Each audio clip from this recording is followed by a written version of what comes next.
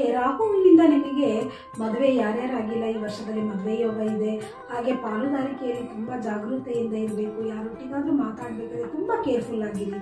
ಯಾವುದೇ ಕಾಗದ ಪತ್ರಗಳ ವ್ಯವಹಾರಗಳಿದ್ದರೆ ಅದರಲ್ಲಿ ಎಚ್ಚರಿಕೆ. ಕೇತುವಿನಿಂದ ನಿಮಗೆ ಆರೋಗ್ಯದಲ್ಲಿ ಸಮಸ್ಯೆಗಳು ಜಾಸ್ತಿ ಆಗುತ್ತೆ.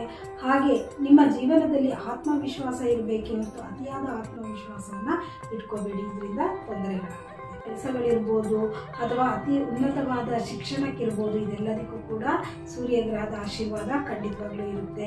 ರಾಜಕೀಯದವರಿಗೆ ತುಂಬ ಒಳ್ಳೆಯ ಟೈಮ್ ಇದೆ ಮೇವರೆಗೂ.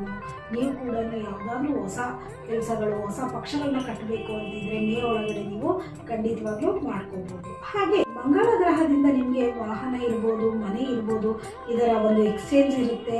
ಈ ವರ್ಷದಲ್ಲಿ ನೀವೇನಾದರೂ ಹೊಸ ಮನೆ ತಗೋಬೇಕು ಅಂತಿದ್ರೆ, ಇಲ್ಲ ಹೊಸ ಮನೆಗೆ ಹೋಗಬೇಕು ಅಂತಿದ್ರೆ ಒಳ್ಳೆ ಸಮಯ ಇದೆ.